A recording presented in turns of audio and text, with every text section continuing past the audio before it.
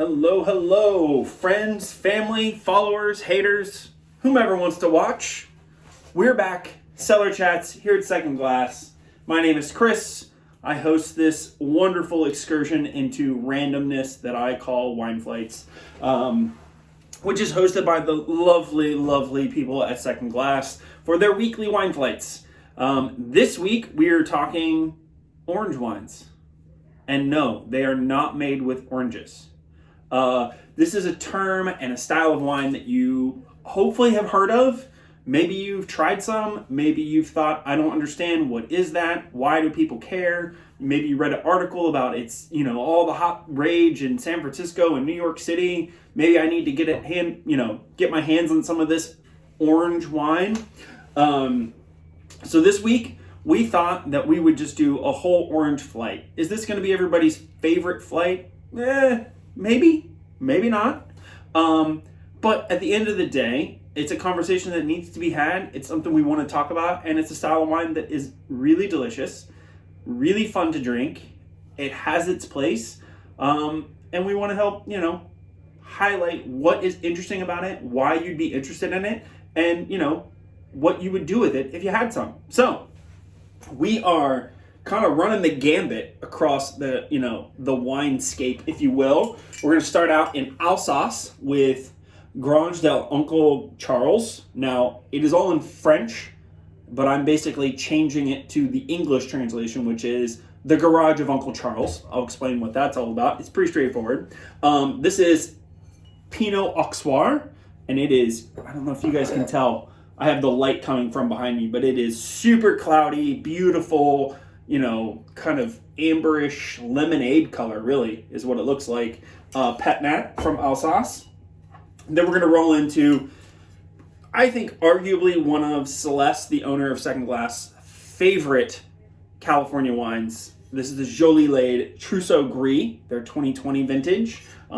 Really spectacular. Always been a favorite of hers, favorite of mine as well.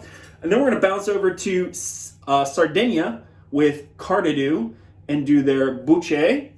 Also, if I'm butchering the Italian on that, again, I'm sorry. It's spelled B-U-C-C-E. It could be Bucce.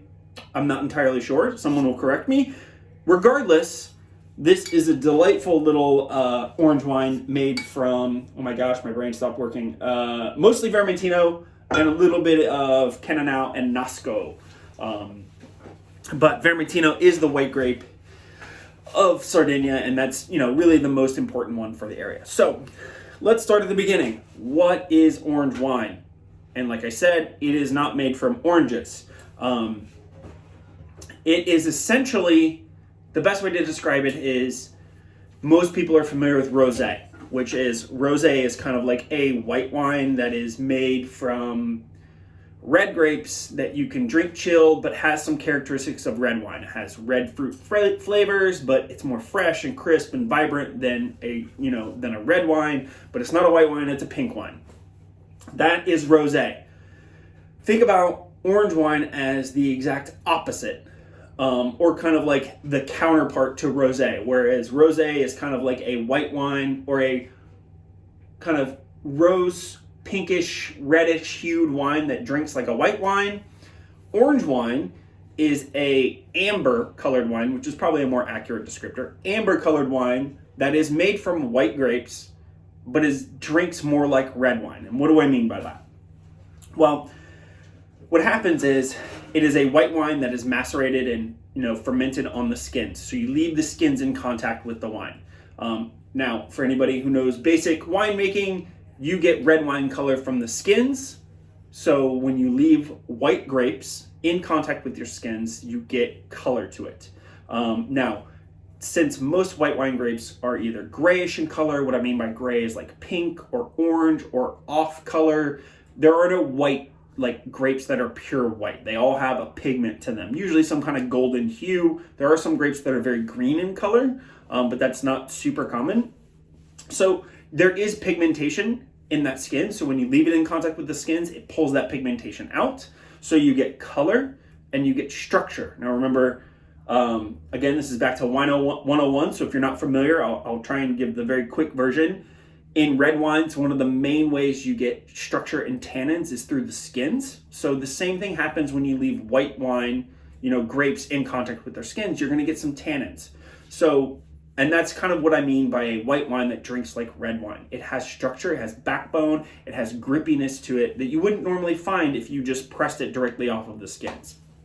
So why in the world would anybody do that? White wine is delicious the way it's been made. Why would we change and make this other category that just seems crazy? Well, firstly, it was a category that existed long before any other categories. Because, in the early days of making wine, thousands of years ago, they didn't have the technology to press things off. They didn't have the technology to pull things away from each other. They just threw these things into tanks, hoped that that fermentation would do its thing. I'm not even sure if they even knew what fermentation was. They just knew that if they left it sitting there long enough, it would transform this crop, grapes, into a beverage that made them feel good and had alcohol in it. And that was the part that made them feel good. So, generally speaking, orange wine and off-color wines are probably the oldest wines there are in the world, as far as if you want to drink something that is reminiscent of ancient history of wine, orange wine is about as close as it gets. And we could say that about different things, and there's other categories that fall into that. But at the end of the day, it's a very old category that's become new again, like everything else in this world. So I've been talking way too much, and I've not had anything to drink. So I'm going to get into this pet nat. And this week I'm gonna talk about the producers and where the wines come from. But I really more or less want to give everybody a basis of information to understand orange wine, to feel comfortable trying it, and to maybe be intrigued and maybe be excited, because they are a lot of fun. So again, this is, and I am using a cheat. I've got some notes over here because I can't remember everything. Excuse me. So this is La Grange de l'Oncle Charles, which is right on the nose. Garage of Uncle Charles. This project was started by Jerome Francois, and he basically started it in 2014 in his Uncle Charles's garage. And it is a pet nat. It is lively. You saw that foam right up very quickly. And you guys can see, I think this has nothing to do with orange wine, but you can see a lot of activity going on in here. That is a living wine. You'll hear people talk about that. There is living yeast and bacteria in here. Good bacteria, not bad bacteria. That is just doing its thing, and that's where you get the bubbles. You get, complex flavors. I can hear it fizzing behind me, which is really fantastic. And this is made from Pinot Auxois. More notably, people just refer to it as Auxois, but it's a little confusing. But Jerome founded this in 2014 in his uncle's garage, barn is what they call it, and decided to name the domain pretty much on the nose, my uncle's garage, which my Uncle Charles's garage. And he's based in Alsace, working with very traditional Alsatian varieties. Pinot Auxois is not the most prevalent variety, but it is a historic variety that's been grown there for a very long time. And he leaves it on the skins for skin maceration, which is where we get this kind of beautiful lemonade color. The cloudiness comes from the pet nat activity. Ferments it most of the way through alcoholic fermentation, bottles it up, doesn't disgorge it, hence why there's lees and other bits and things floating around in the bottle. And the wine finishes fermentation in the bottle, creating a beautiful effervescent pet nat. Pétillant Naturel, ancestral method, whatever you want to call it. It's fun, quote unquote, farmer fizz, which is what, the hipsters like to say. People think I'm a hipster, so maybe that's what I say. At the end of the day, it is an orange wine, and this is, on the scheme of orange wines, they can go from this really kind of lightly golden, slightly amberish hue, all the way to the point that they look almost brown, bright, screeching orange. And that's really where the characteristic orange wine comes from. Historically, I think in places like Slovenia and Georgia, which I think is Georgia, the country, not the state, probably has the longest history of, winemaking and making wine in this amber style. They make them in clevery, which are buried in the ground. We can go there another day. But they call them amber wines, which is a very much more accurate term, or skin fermented, skin macerated, which is more of a technical term, but it is exactly what it is. But at the end of the day, we all think of wine in white wine, red wine, rosé. Orange wine just seems like the easiest change. We think of it in colors, and that's what this is. I'm gonna give this a little taste, get a little fresher on the palate.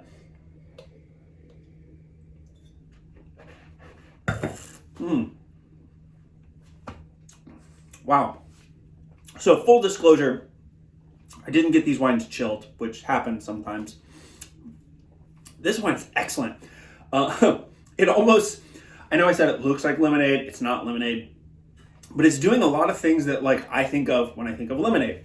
It's bright, it's citrus, it's refreshing. It's not sweet, so it doesn't have a sugary characteristic to it, but it's got a definite like palpable like texture and mouthfeel that I feel feels like viscosity, but it's not viscosity from sugar. It's really that texture coming into play from the skins. This is excellent. I would drink this all day long. I don't really have much else to say about it except for that you guys need to come try it because it's super yummy. I really want to get a bottle and take it home for my wife because she loves pet nats and she also loves orange wine, which in all my life I never would have guessed that those were things she would love, which brings me to my other point. Orange wine is far more appealing to people, to the general public, than you might think.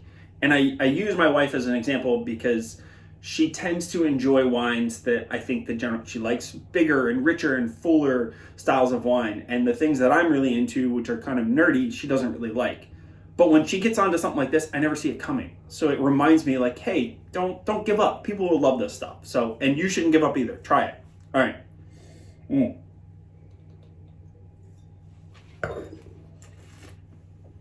That is excellent. So good. Again, Le Grange de l'Uncle Charles. This is just called his pet nat. It actually doesn't say anything about it being an orange wine or a skin macerated wine. But based on tasting it and also looking up the tech information, it does get macerated on the skins long enough that it would be qualified as an orange wine. And you might be thinking to yourself, well then what qualifies wines that are macerated on the skins not to be orange wines? Honestly, I don't know. There's a lot of white wines that actually get some skin contact that I don't know if you necessarily would call them an orange wine. Maybe you would just call them skin macerated.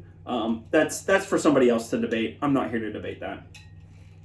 What I'm here to talk about is the category of orange wine and how delicious they are.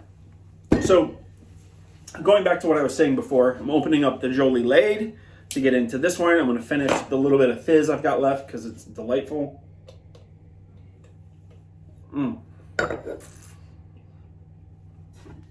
So, Jolie-Laide, I think almost as famous for their amazing labels as they are for their incredible quality. So this is Trousseau Gris.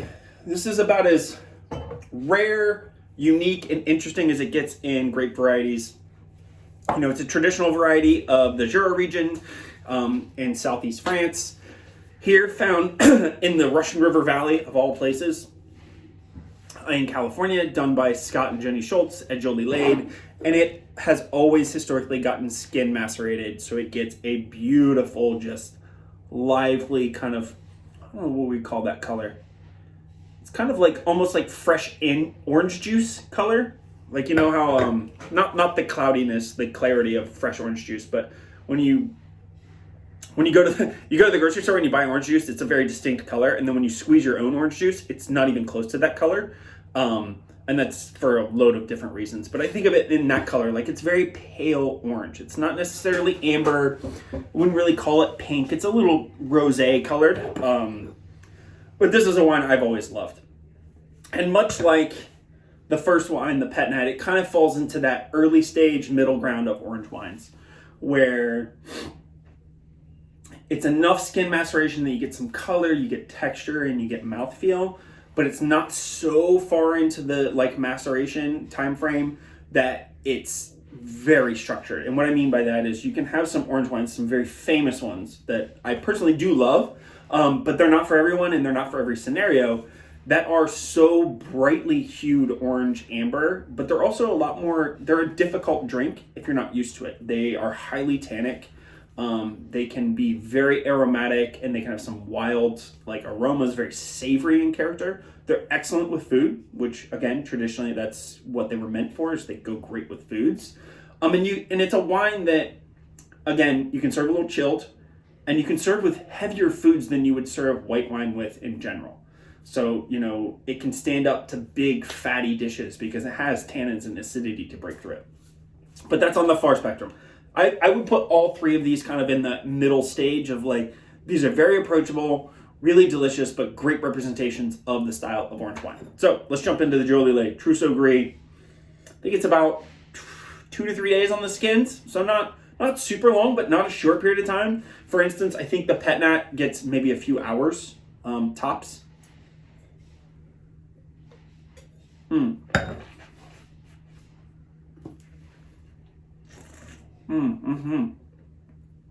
Wow.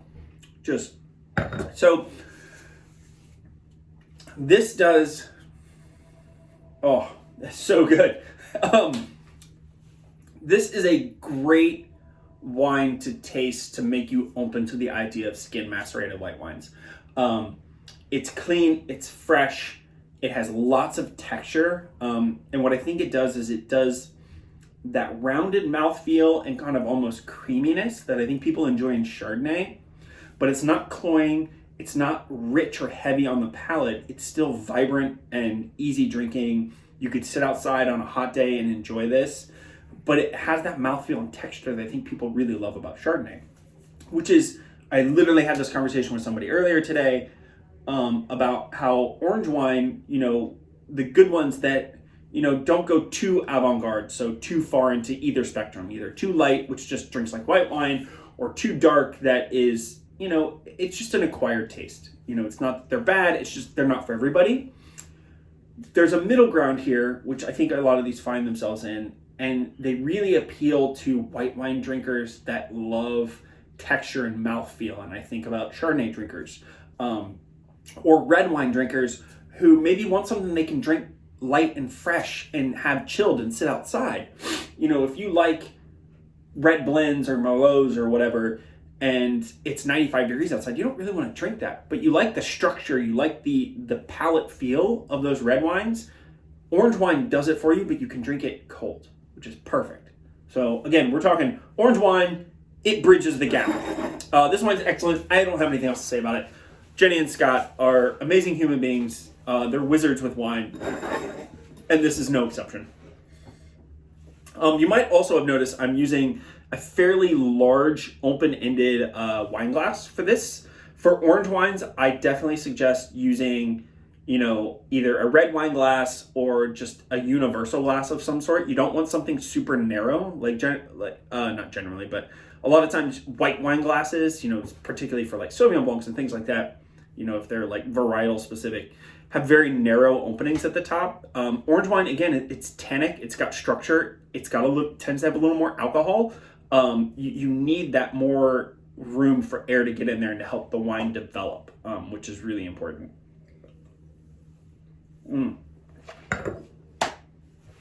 That's excellent. All right.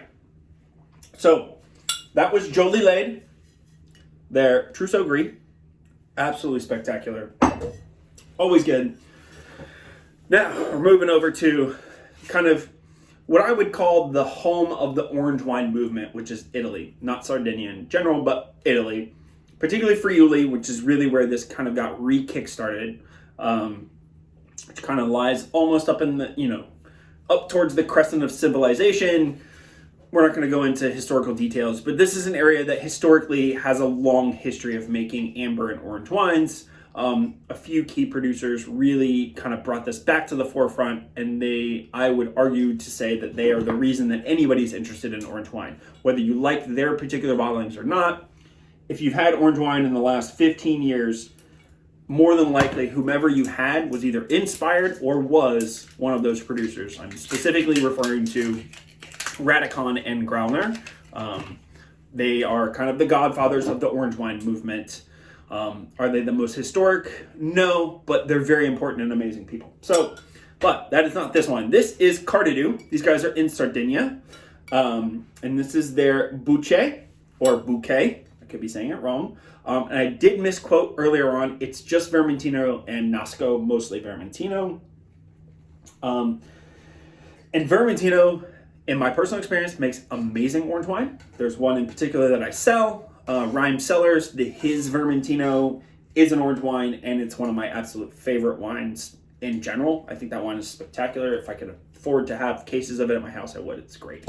But I was excited to do this because I'm familiar with Cardedu with their white. They make just a straight Vermentino, and they make a Rosso, which is, I can't remember what the breakdown is. Hit me up on it later. But I did not know that they made an orange wine. I don't know if it's a new thing, whatever it is, but I was kind of excited to try it. One of the other things that, and hopefully everybody enjoys the fact that I ramble a little bit, orange wine is not cheap. It's a longer process.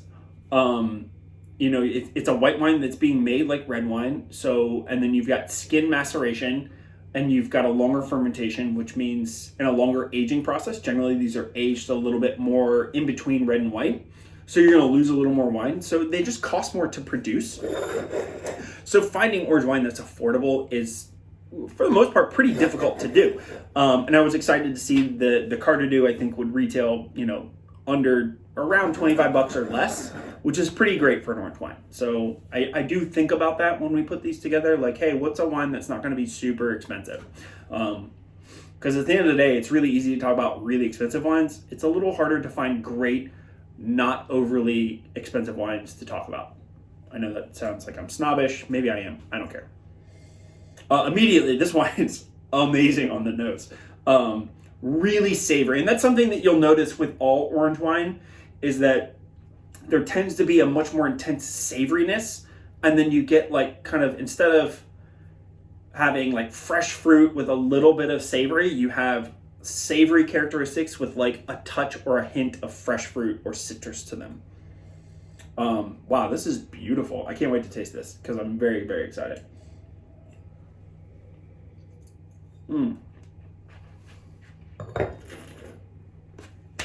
Wow. That is great.